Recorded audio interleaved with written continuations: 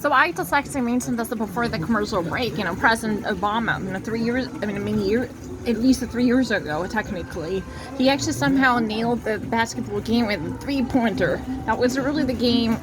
That's really the reason what the banner said.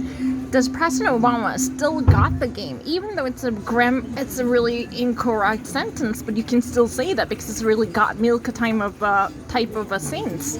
You just actually nailed it. You just somehow managed to score it, so you become the life of the party who somehow snatches the most glorious title away from the game by stealing the deal.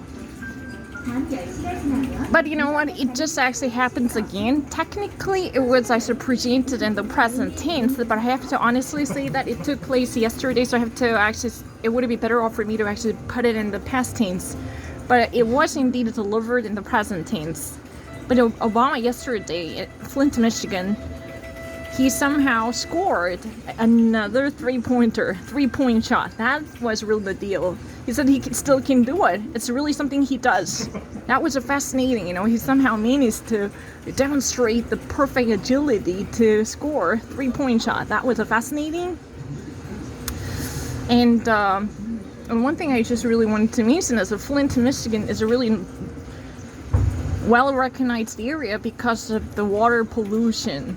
The most of the pipelines, especially delivering potable water to low-income households, were contaminated with a high percentile of lead, the heavy metal lead, That was really the reason so many people suffered from illness. They actually experienced similar symptoms like lead poisoning, or even actually younger bodies were somehow subject to serious nerve damage.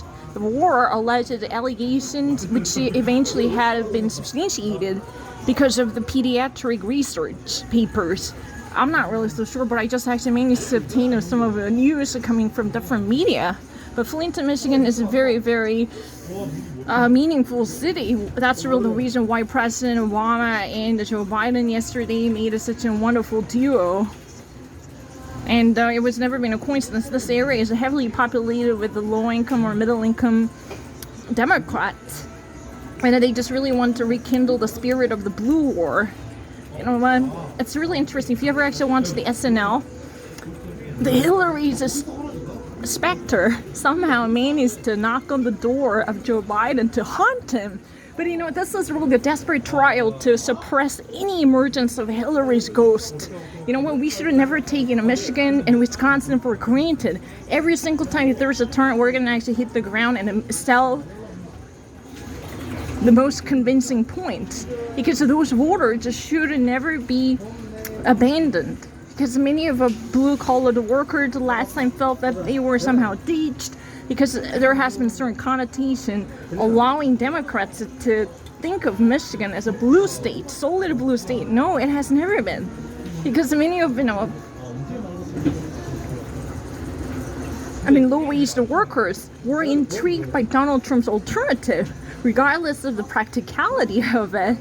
That was really the reason somehow Hillary ceded this state to Donald Trump. It was really indeed a case.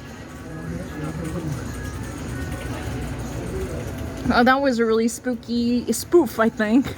Joe Biden actually said that with this type of margin, defeat could only happen once in the blue moon, and there was a scary blue moon. And hopefully this is really a joke, like a nightmarish joke. It would never actually come to fruition, or it would never get realized. That's what I really hope to see, tell the truth. And that was a very sarcastic and meaningful. Because Hillary's ghost is coming back, then the specter of Democrats' disaster might actually get realized once more. But this time it would be not likely, tell the truth, right, according to many polls. But no one would like to let their guard down until the fat lady sings, right? It's not over until the fat lady sings. It ain't over until the end is, right?